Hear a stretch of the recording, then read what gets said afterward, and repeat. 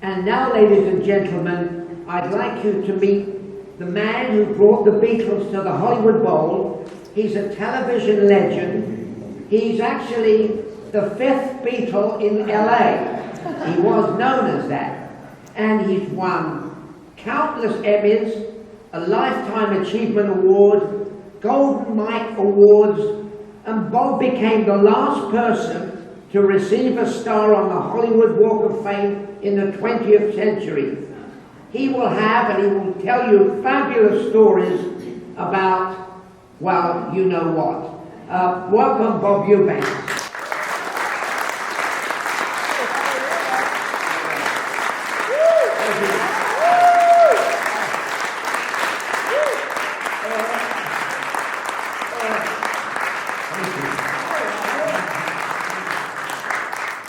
Forgive me for, I have arthritis in the back.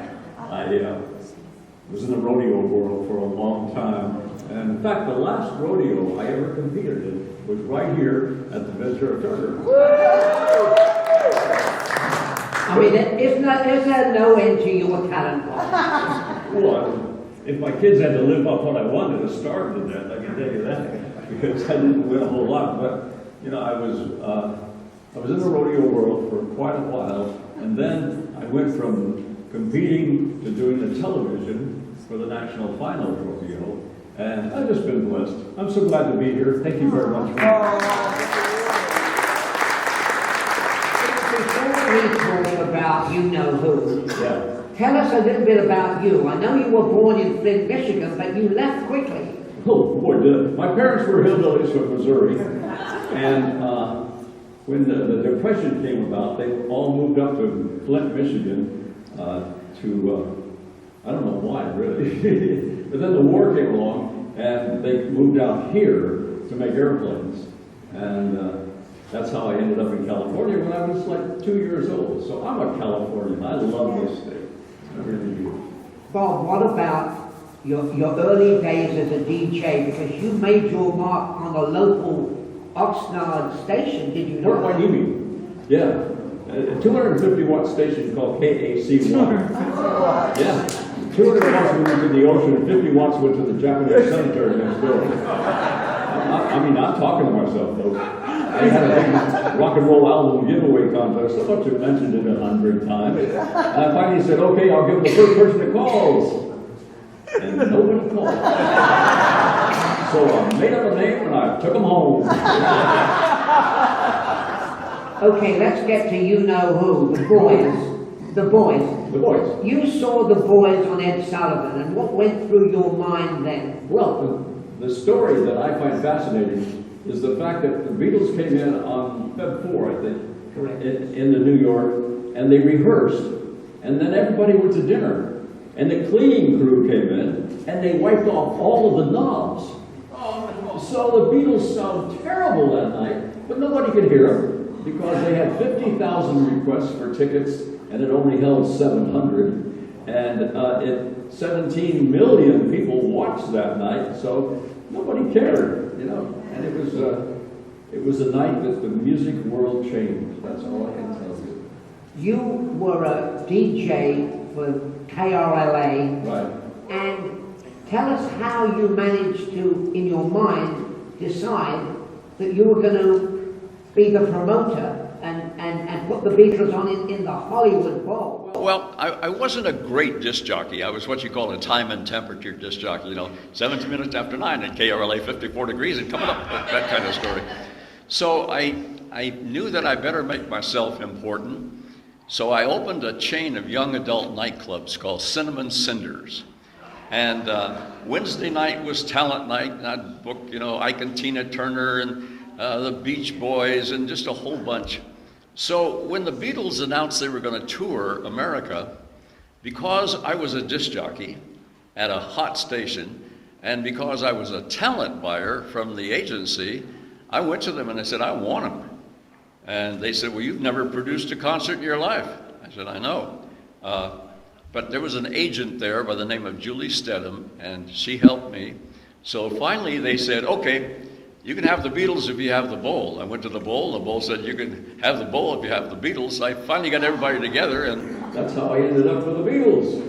But there was a small problem, Bob. I was Money. making $12,500 a year, and I had to put a $25,000 deposit down. So I went to Security Bank in Woodland Hills, and the guy kicked me out. Get out of here, that's the stupidest thing I've ever heard. So I went to a little storefront bank there on Ventura Boulevard, and they had repoed a motorcycle, and it was dripping oil there in the lobby. but the manager's son was a big Beatle fan. And so she loaned me the $25,000 on my house there in Calabasas, and that's how that got going. But I gotta tell you something, man. After the first year, I swore I would never do it again, because I made $4,000 on the Hollywood Bowl 64, and I had a partner I had to split it with. I mean, it was just, I swore I'd never do it again. Never do it again. But didn't the Beatles make not quite as much? They made, let's see, they made 60 grand. Oh, okay, that wasn't bad. No, they did fine. Thank you very much. But I swore I'd never do another Beatles show. No way. But the next year, they came to me and I said, yeah, I'll do it, but I want 2 nights. Not just one night in the Hollywood Bowl, 2 nights. And the Beatles had made KRLA #1. So I went to them and I said, what would happen if we called it KRLA and Bob Eubanks present the Beatles? And the guy said, we'd like that. I said, it cost you $100 grand. And I got that. And so I made more money in the Beatles than the second year. As the time went by, Bob, the first time they were gung-ho, tell us a little bit about 65, because the Beatles were maybe cooling off a bit. A bit. Yeah, that's when they wanted to meet Elvis. You were there. Yeah, this guy all over the Beatles. But, they wanted to meet Elvis, even though they ruined Elvis's career. So Elvis's manager, Colonel Parker, and Brian Epstein, which is like Larry the Cable Guy meeting a genius, they arranged for them to go to Elvis's house. And they just sat there. And when Elvis came in, and Elvis finally said, if you guys aren't going to talk to me, I'm going to get up and go to bed. And McCartney found something he had never seen in his life. It was a thing you put in your hand, and it would change the television channel. He had never seen anything like that. And they invited Elvis to come to the concert, but Elvis said no. But you're right, the second year, they were kind of cooling off. Well, do you know why? And was it less enthusiasm, less excitement, and the fact that how long did they play for? Well, a half hour. All 3 years they played a half hour. And they ended all 3 years with the Little Richard song, Long Tall Sally. That's all 3 years, only a half hour. Now, McCartney, when he plays like SoFi Stadium, he's going to probably play 2 hours, whatever. And but the most they would, this is what really ticks me off, the most they would let me charge all 3 years is $7 top. Now, there's some tickets going for about 45 grand at the SoFi Stadium with Paul on the 13th. But anyway, I did really well on the second year. The third year, Dodger Stadium, they were a band that no longer wanted to be together. They were tired.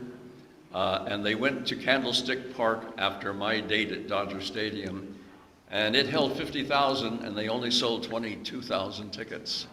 So Beatlemania was truly going away, if you will. And what happened to me at Dodger Stadium is we couldn't sell the center field bleachers, so we put speakers out there and gave those tickets to the blind children. And so behind second base, I had a Lincoln Continental and a tent. And I said, look, guys, when this is over, you get in that, we're going to take you out to center field bleachers. And John says, well, good, because we're going to a party. I want to get out of here. So, anywho, They finish, put their instruments down, get in the car, zoom out, and there's about 500 girls waiting for them out there. And I kept saying, the Beatles have left the building, the Beatles. Well, the audience started laughing at me, and I turned around, and here comes the Lincoln Continental. So we take them out of the car, put them down in the Dodger dugout, and Lennon is really ticked off. I said, all right, I'll get you out of here, damn it. So we took them upstairs and put them in the back of an ambulance. And I told the ambulance driver, just drive right down through the 40,000 people, and we brought them in an armored car, and someone had let the air out of the tires.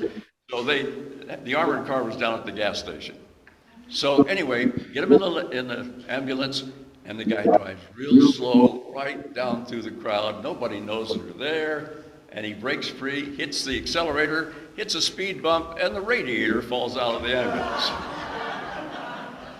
Well, about this time, here comes the armored car in the 76 station, and the girls realize what's going on.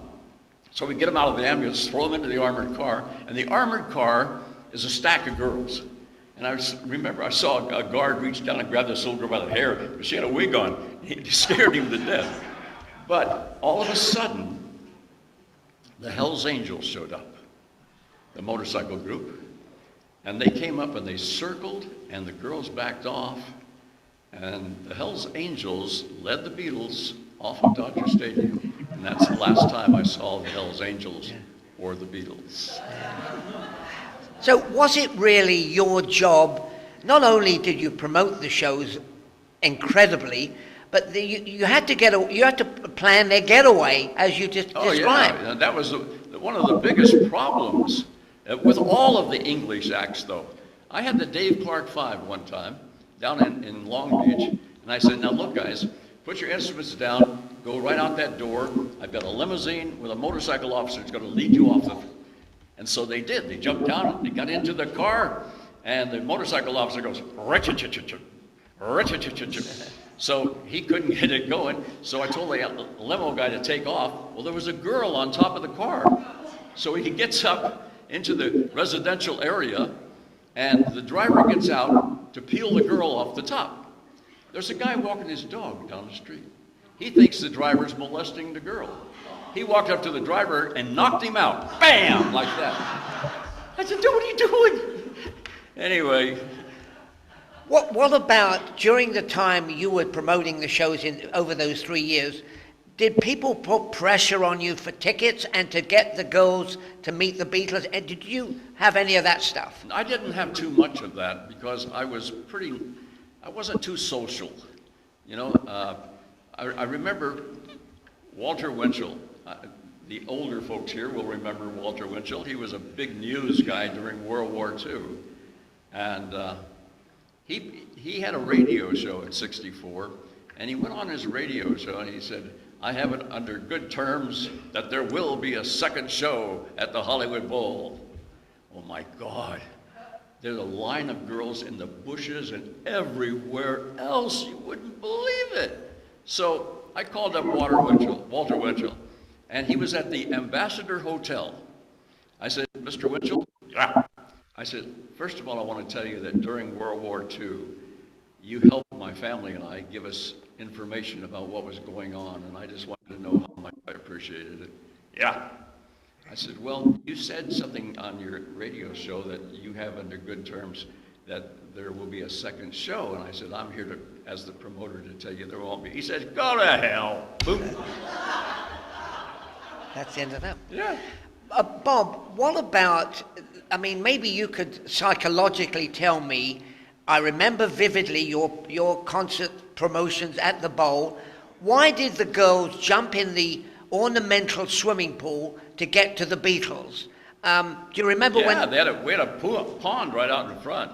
And we got them out so fast the first year because there was a little pathway off the stage that after they put their instruments down and got in that little car, and then there was only one small car. It was a Barracuda, and it zoomed right down.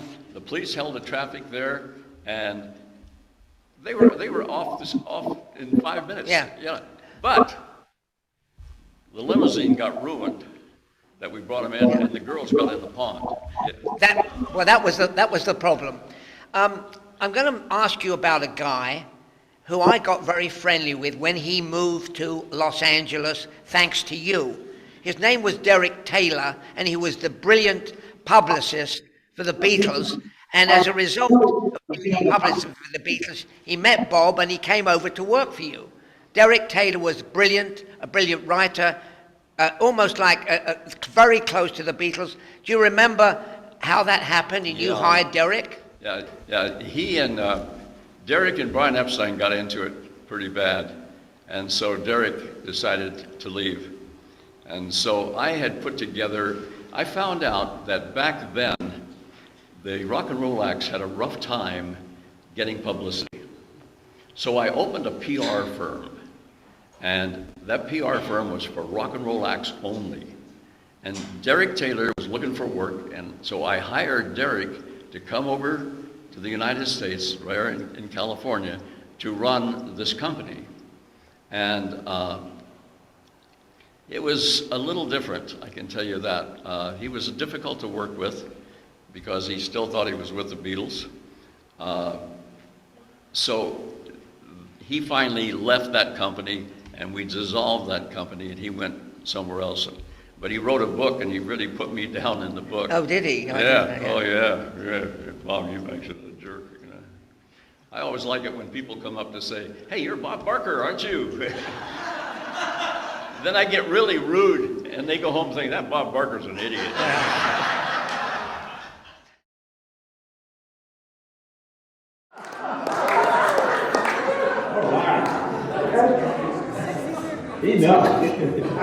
You know, let me tell you what happened. I went to, our radio station had a basketball team, and so we were playing the basketball, and Bobby Morris Pickett, the recording Artist, was on our team, and I said, Bobby, how do you get so much work? He said, well, I'm signed with a good agent, Noel Rubeloff.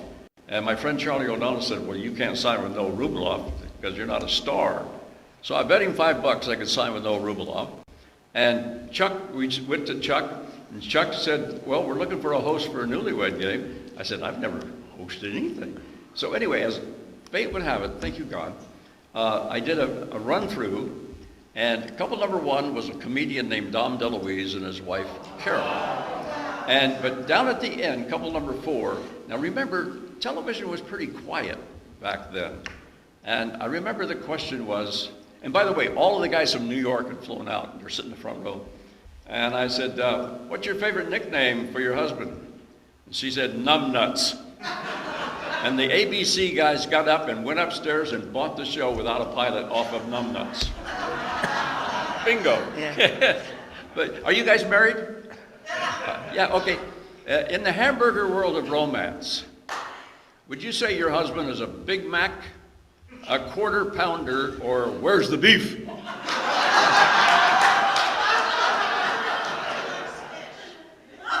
He said, where's the beef? He likes fish. Anyway. Yeah. But Bob, that was a great answer, yeah. But anyway, so when you started the show, I remember you saying that you felt that it wouldn't be quite right to say... make love. Exactly. Yeah. They wanted me to say, strangest place you've ever made love. And it bothered me because I had young children, and I didn't want to have to explain what made love was until I was ready to do so. So Sinatra had a hit record called Make It Whoopee. And I said, I'll say whoopee. And that's how whoopee became a four-letter word. And woohoo for that. You'll get a chance to ask that question later on. I must make a confession, Bob. I honestly, in 1967, 8, I was on the Newlywed Game with Bob. I don't remember. He doesn't remember. I mean, I was so shattered when he said he didn't remember. I cried. Did you really? Well, let me tell you, I came away with a bloody toaster. How did they get bloody? Very good. So tell me, why did you give away such lavish prizes? The reason we did that is that we felt that if we would give away big prizes, that the couples would come in and they would cheat. They would have answers prepared and all of that. And we even caught some, like for instance, if I ask a question that had 3 potential answers, some of the couples would say, okay, pick the answer that starts closest to the letter A. So when we repeated them, we would change the order and change the name really. So we had to keep the couples from cheating, but who would cheat to win a toaster? That's what I didn't know. But that's why the prizes weren't very big. So you said at one time, you described the show as a piece of fluff. Do you remember saying that? Yeah, it was a piece of fluff. I mean, in the department store of importance, it didn't rank very high. But I had a great time. And I did it for 5 decades, off and on. Had a wonderful time. And Chuck Barris was a real character. Yeah, you went into his... I remember walking into his office for the first time, and there was a urinal on the wall. Now, who would have a urinal on the wall in their office? And I couldn't believe what I was looking at for crying out loud. But I only heard from Chuck 2 times in the many years I did it, and he had some very, very good criticism of what I was doing. I'll tell you a story. The first day that we shoot on ABC, first I'm a disc jockey at the same time at KRLA, and I'm standing in my dressing room, and I said, God, please help me because I don't know what I'm doing. And there's a knock on the door. And I open the door, and here's 2 guys in suits. And I immediately flash ABC guys here to say, good luck, Bob. I said, hi there. He says, hi. He said, Bob? I said, yeah. You're hereby ordered to appear before the United States Government Anti-Payola Committee, and you damn sure better be there. I was served a subpoena on a felony rap 30 seconds before I went out to do the first show. So Chuck Barris came to me, he said, Bobby, we got to talk. I said, what's the matter? He said, you've just done something I've never seen anybody do before. I said, what'd I do, man? He said, you went a half hour without blinking. But we hit the air, the ratings were good, and bingo, it was fun. Bob, many surprising people were devotees of the Newlywed Game, and I remember the story of when you went for dinner at Buddy Hackett's house. Yeah, I was producing Buddy Hackett's television show. He was doing the Oh, You Bet Your Life, the Groucho Marx thing. And he invited my wife and I over, and we got there, and there was Glenn Campbell, and he was dressed like a cowboy. All of a sudden, Cary Grant, the actor, comes in, and he says, I've got to sit next to you at dinner time. I said, why? He says, well, Barbara and I watch the Newlywed Game every night. I said, Cary Grant watches the Newlywed Game? He said, oh, we're a real couple. I said, what do you mean you're a real couple? He said, we only have 1 toothbrush. I said, oh, that's more than I ever wanted to know about Cary Grant. But do you think, I mean, so many decades of doing the show, can you talk about, was there a change in the atmosphere? Because Yeah. tell us. There was a change. When our guys came out of the service of the Korean War, it became obvious that the women became the boss of the couples. And it got a little funny sometimes about that. And then as time went on, our whole society changed. It got a little bit looser, and so did the answers.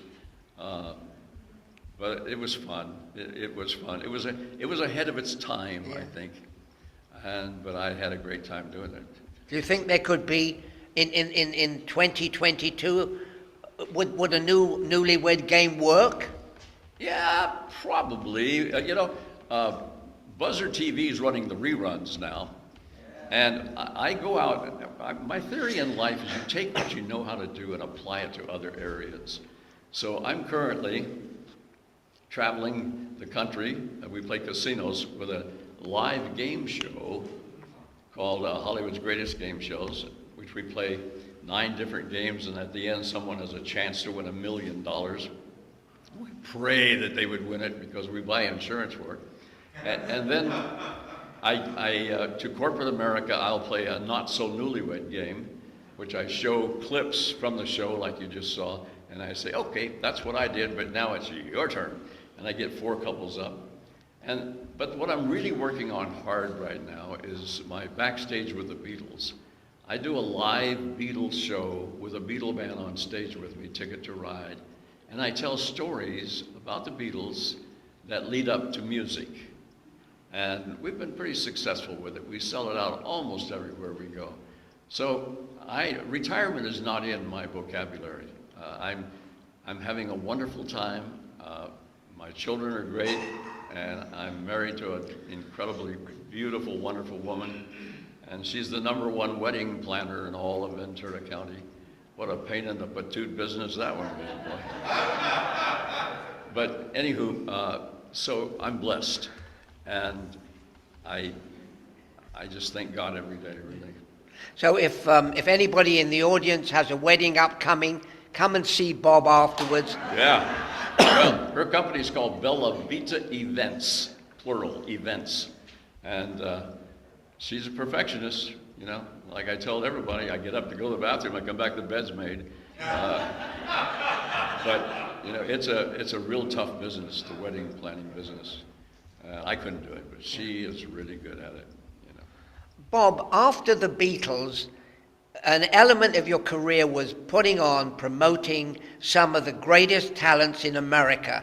And I wonder if we might touch upon some of those, because you think nothing can top the Beatles.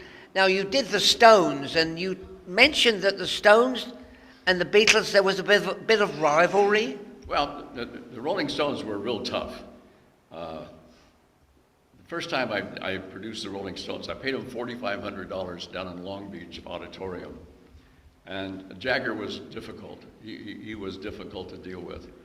And the second year, I paid him $20,000 in a different building there in Long Beach. But I told him, I said, guys, when you're done, just put your instruments down and get out of here, because that was always the biggest problem. Well, not Jagger. You know, he's waving to the audience and staying there. Well, about half the audience was already gone out by the car now. And the last time I saw the Stones, they were laying on their back with their feet against the roof of the car so it wouldn't cave in. And I saw the car run over a little girl's foot, and she just kept on screaming. And her mother called a couple days later, and she said, told me her daughter, she said, what are you going to do about it? I said, nothing. I don't know what we're going to do about it. But the Stones were difficult, and Jagger and I didn't get along. But the other acts were okay. I'm writing a book. Pardon me? You mentioned Elton John, for example. Oh, Elton John was a pain in the patoot. I had 8,000 kids at the Las Vegas Convention Center for Elton John. And he's in the dressing room with Billie Jean King, the tennis player. And this little guy comes floating up to me and he says, we have a problem. I said, what's your problem? He said, Elton hates cops. And he won't come out of the dressing room if he can see one in a uniform. So I go to the Las Vegas police guys and I said, do me a favor, guys, disappear till I get this jerk on stage, please. So they did. But when Elton came off the stage, I had 6 of them waiting for him right at the bottom of the steps. You know? What about Barry Manilow? Barry Manilow made me remove 214 kids behind the stage at Anaheim so he could make a 10-second walk. And he was a jerk also. And then I must say, when I heard you got involved with a rock group called Yes, who I'd never heard of. Yeah. But I think something odd happened when you met them. Did you not have a little contretemps with them, have a little fracas with Yes? Yeah, but I can't remember what it was. Okay. Well, okay, because nobody knows Yes anyway. Anybody ever heard of Yes? Okay, well. Yes? Yes. Well, I remember, yeah. They wanted us to take the limousine and go out by the car to pick them up, and the limo driver wouldn't do it, so we literally got into a fist fight. with a couple members of the band, and you know, what are you going to do? But you did have enormous success with somebody called Dolly Parton. Well, I got out of the rock and roll business because the whole San Francisco drug culture was coming. And so I decided to sell my company. I sold it to Filmways. And I wanted to go into the country music business because that's where I was raised. So I went to a friend of mine at Capitol Records. I said, "Who's your hot one?" He said, "Merle Haggard." I signed Merle Haggard to an exclusive contract for 10 years.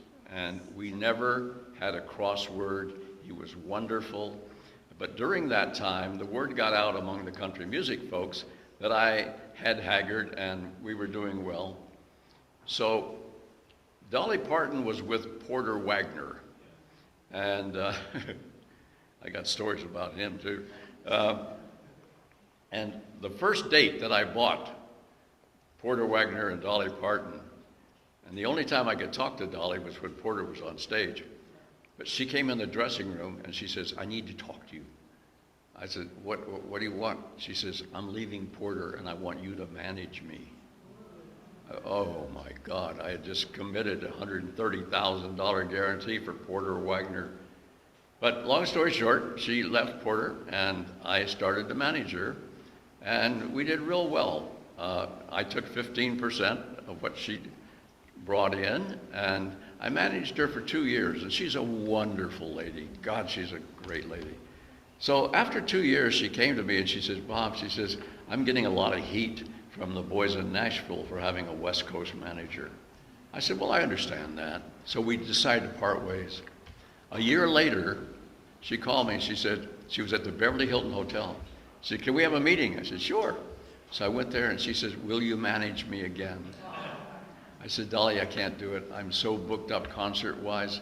I just can't do it." Well, Dolly Parton is now worth $600 million. And I figure 15% of $600 million is a little more than I made of the concerts that I was going to produce. But I managed Dolly, managed Barbara Mandrell, Andre Crouch, the gospel singer, Marty Robbins, and, you know, but I didn't like management. It's a pain. You get a call in the middle of the night, you know, "Can you make a haircut appointment for me?" and that kind of stuff. So but I did have fun in the country music world. You remember George Jones? Yeah. Well, I used to do some George Jones and Tammy Wynette concerts. And George, they took his driver's license away from him and his car. So he got arrested in Nashville on the turnpike on his lawnmower, going to town to get a drink. One of the other things, Bob, and you know this, when you're dealing with this talent, they have peculiar desires and requests. I remember, the Beatles were pretty straightforward. They wanted towels and water. But there were other people who demanded ridiculous things. Do you remember some of those? Yeah. One time, an act down in Houston wanted a six-pack of Coca-Cola, no cans, only bottles. I said, okay. So I included that in the, So during the concert, I went backstage, and son of a gun, there was 4 bottle caps full of cocaine. That's why they wanted bottles, not cans. I won't even tell you who that was. Yeah. So the other thing is, I think you mentioned that I think it was the Stones liked M&Ms, but only. You had to take the brown ones out. Yeah. Or they would say things like, "It shall snow on the day of concert." And I would say, wait a minute, it's Las Vegas, it's going to be 104, damn sure not going to snow. But then I found out what they meant. Snow was white. In my career of interviewing some movie stars, I remember going on the set with Barbara Streisand, and they said, "Do not make eye contact with Miss Streisand." Did you ever get any of that ballyhoo? No, not that, but I've heard that story before. She was a bit of a difficult person, Dolly was. It's just amazing, like Marty Robbins wouldn't work on No, I'm not going to tell that story. No, Never okay. mind. Okay. I remember reading that TV Guide called you a rascal. A who? A rascal, R-A-S-C-A-L. A rascal? A rascal, yeah, my accent. Why did they, I mean, are you a rascal or a rascal? Yep, I guess. I'm really not sure. No, I don't think so. Okay, well then I don't think I'm a apologize. rascal. Here again, I really try to concentrate. Like if I'm having a meeting with an important person, I walk into his office and I immediately look at what's on the wall or what does he have pictures of and all of that. Because I discovered that people don't want to know about you. They want you to know about them. So if I see a picture of a little girl on a horse, I say, "That's your daughter?"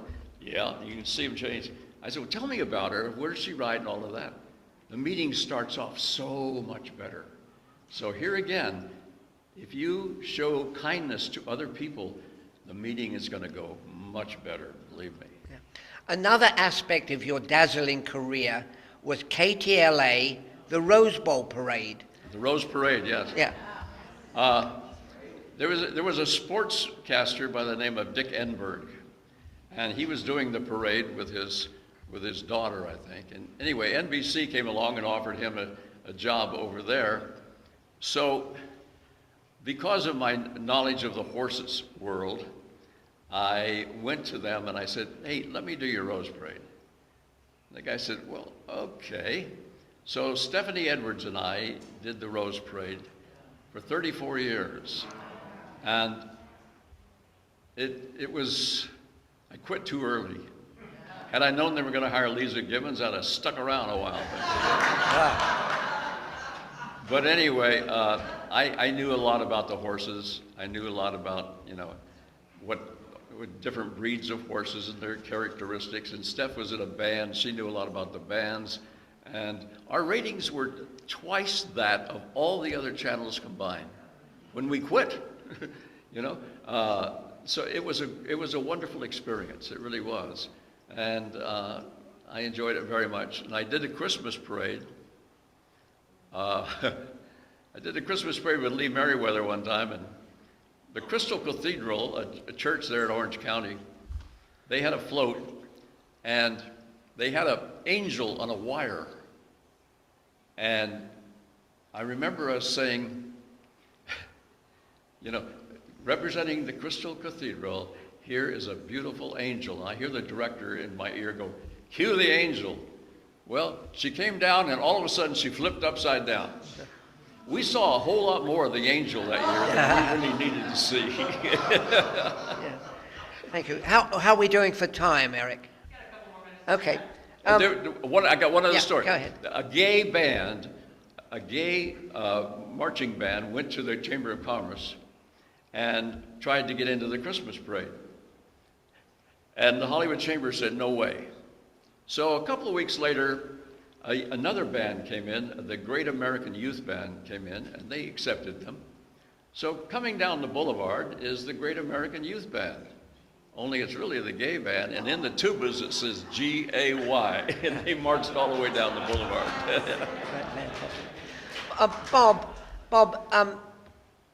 what advice would you give to any young people who want to get into the business that you did so fantastically well in?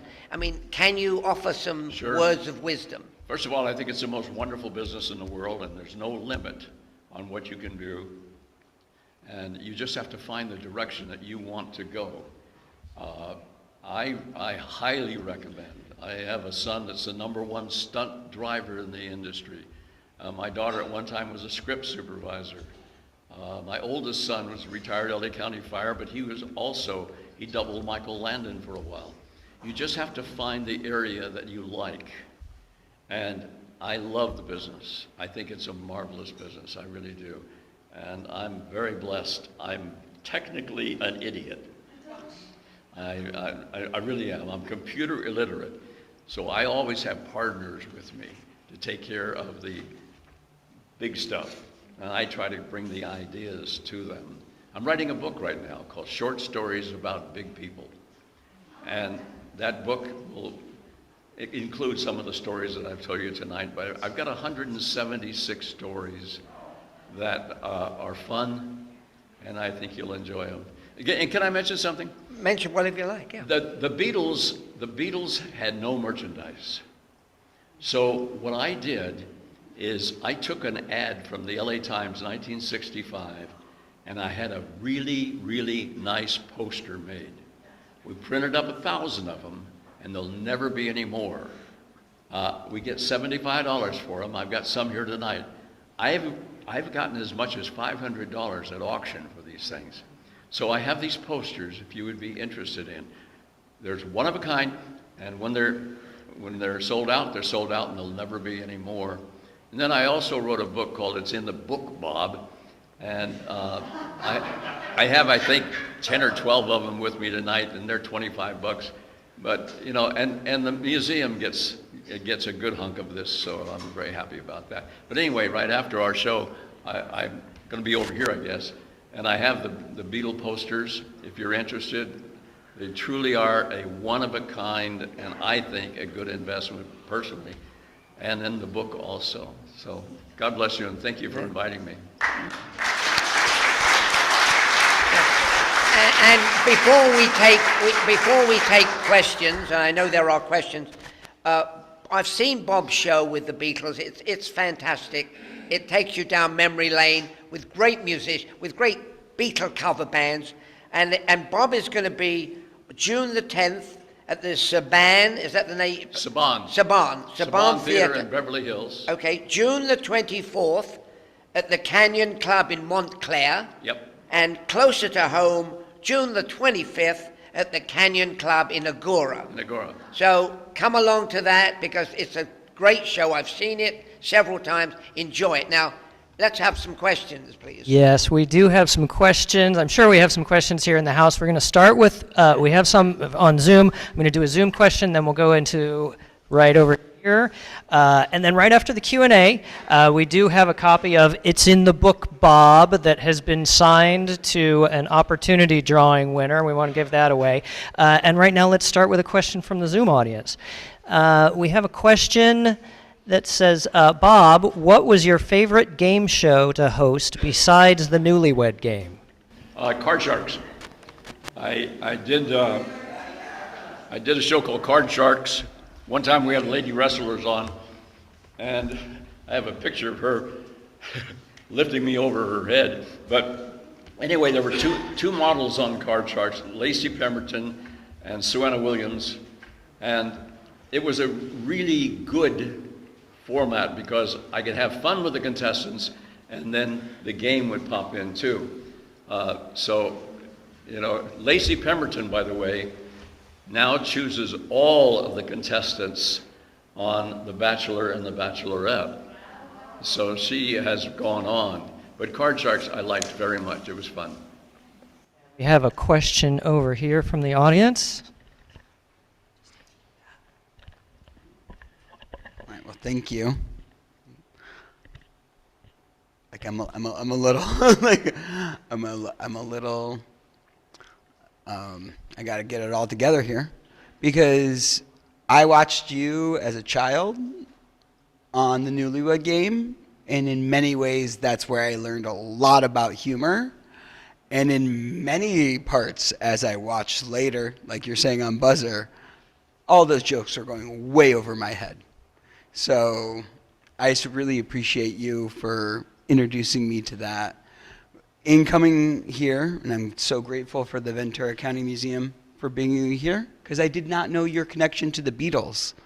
And it's a little known fact that they did go to the Ed Sullivan Show, but their first show in the United States was in Washington, D.C., at a little place called the Washington Coliseum, where a very young 16-year-old Al Gore was in the audience. Mm-hmm.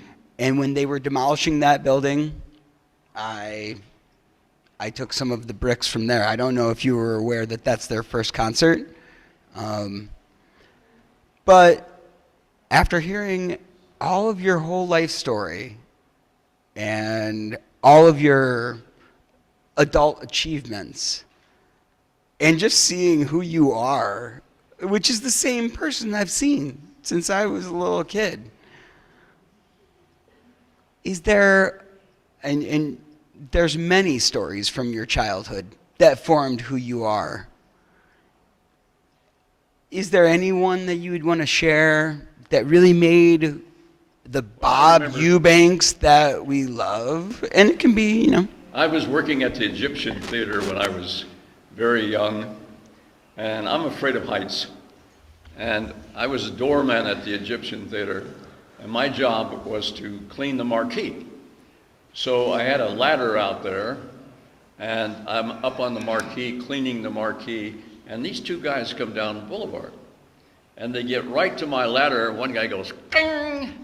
And I'm coasting down Hollywood Boulevard, okay? So I told them a few things. Anyway, I'm up cleaning again, and here they come again. And they get right to my ladder, and before they hit it, I put my feet on the outside of the rungs, I slid down, I grabbed the little broom I had, and I hit this guy right in the back of the head. As I did it, the manager was walking out of the box office. And he said, "You're fired." Oh, okay. So when I was honored to get a star on the Walk of Fame, I got it right in front of the Egyptian Theater.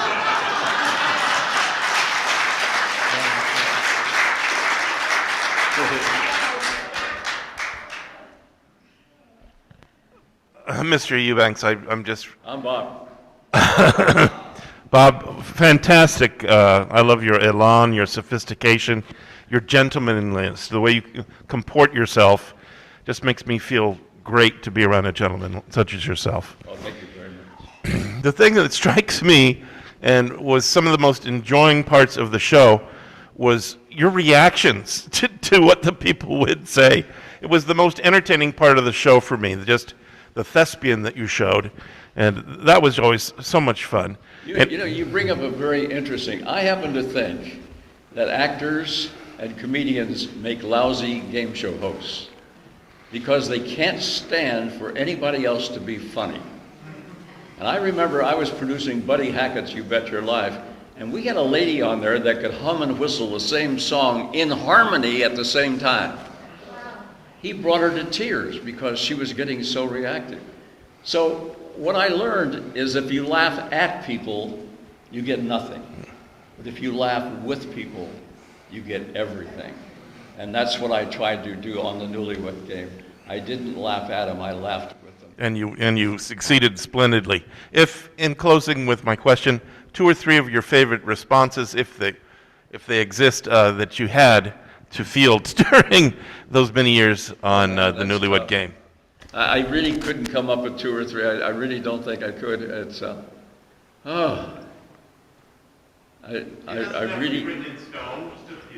I really can't come up with answers. I don't think that because there were so many of them. What's your favorite foreign country? Texas. We saw that one, didn't we? Yeah. Husband's most annoying little boy habit. I won't even tell you what that answer was. But I truly can't, and I'm having a memory issue anyway, But I enjoyed it, and thank you very much for your questions. I appreciate it. Bob, there was one, and you don't have to answer this. What's the most favorite place to make love in? And Whoopee. Okay. Well, that wasn't quite the answer, but that was too racy for this young crowd. So we'll move on with the next question. Yeah. Yes, sir. We have another question from the Zoom audience. Someone is asking, Bob, tell us about your nightclub, will you? The nightclub? There was a nightclub in New York called the Peppermint Lounge. And they had a band, Joey D and the Starlighters. And by the way, the guitar player was Joe Pesci in that group. So we decided to open a young adult nightclub in LA because without booze, there was no place for the kids to go to see live entertainment. And so we opened the Cinnamon Cinders. I ended up with 4 of them, I think. But they provided a great deal for me because I wasn't a great disc jockey anyway.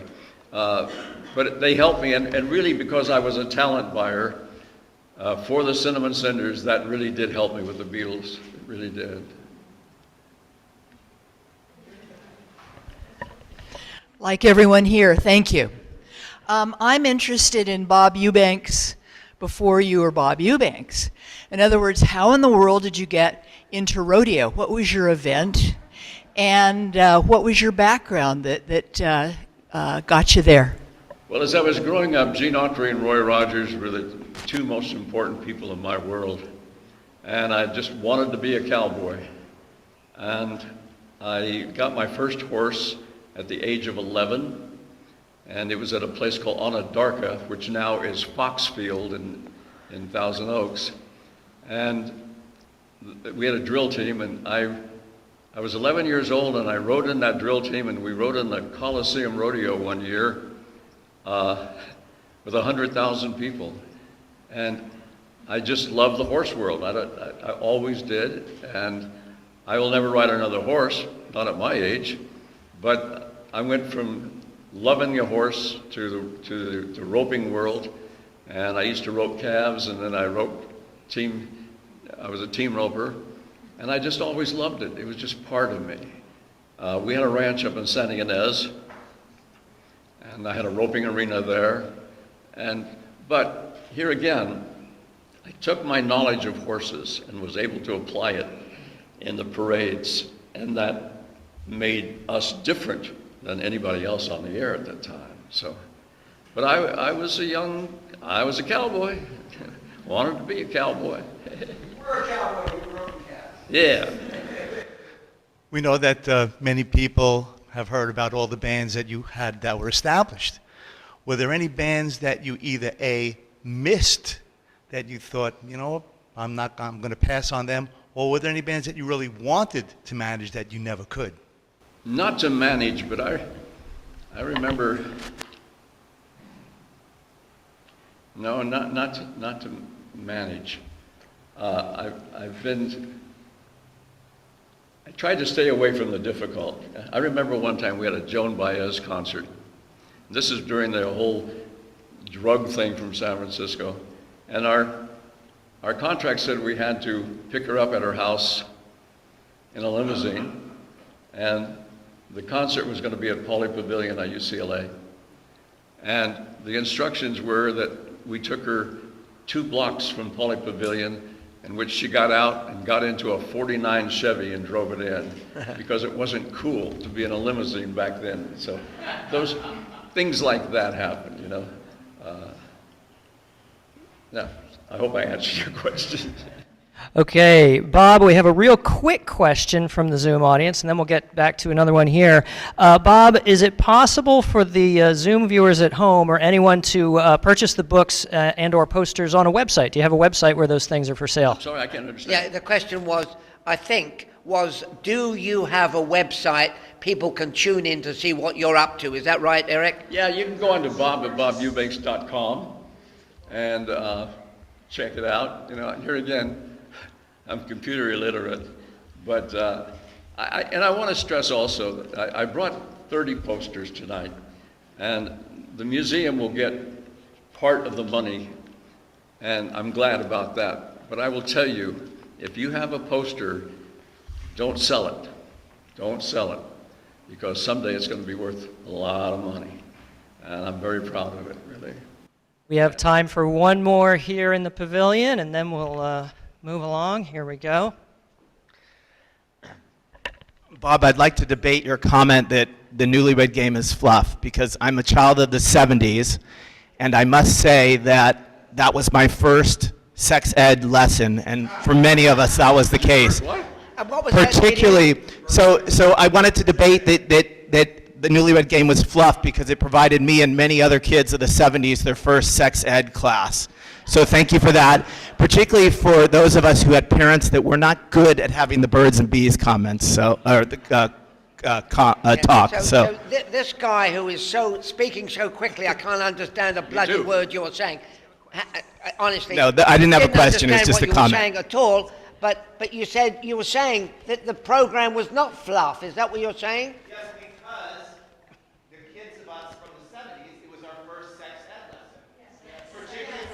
you say? Okay.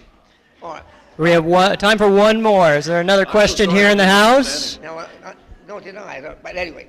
Am I supposed to answer? No, you don't have to answer, Okay. but he may come and confront you later on, but I'll try and control him. I'll try and control that gentleman. Go ahead. Okay. Okay, we have an autographed book to give away. Oh, sorry, were you in the middle of something? What do you, No, I got my hearing aids in, folks, but Now, go ahead. All right, we do have an autographed book to give away. Thank you for providing that. Before we do that, please do consider supporting the museum to keep our admission free and to keep these wonderful programs and our exhibits available to the community. Also, make sure you check out our website. There's lots coming up, including Local History Happy Hour on May 12th at the Agricultural Museum. Visit venturamuseum.org for something like, I think we have 7 or 8 events, or programs rather, happening in the next month. Okay, and after we do all this, we're going to get to the book signing. That'll be right up there in the front next to the stage. And we had an opportunity drawing for It's Not in the Book, Bob, and the winner is Carol Joyce. I don't know. Oh, there's Carol right there. Congratulations, Carol. Congratulations, Carol. Okay, I'm gonna turn it back to you if you have any last comments, but I want to say on behalf of the museum and the board members and the staff. before we go, this gentleman right here is such a good friend, but he knows so much about the Beatles. He traveled with them, and he truly is a diamond in the rough. Thank you. Thank you, Ivor, and thank you, Bob Eubanks. Ivor, back to you to wrap it Yes, up. I just want to say it's been such a joy to have you here, Bob. Well, it's been fun, even though I am 6 months older than you. Yeah, well, that's... Well, yeah, but the question I was going to ask you before we wind up is, I mean, everybody in the audience is under 65 here. How would you tell them to conduct their lives? I mean, is there any magic formula that you can say about life and enjoying it? Yeah, I think that the technology world is really good and it's important, but I think we can take it too far. And I think where the internet can be really difficult for us sometimes, and I think we just have to keep a balance between our real life and our technical life. And just remember that the most important thing in your life, other people. That's the most important, other people. And if you're kind to other people will be kind to you, and you can accomplish anything you need. Bob, thank you, Bob. Thank you. All right. Great.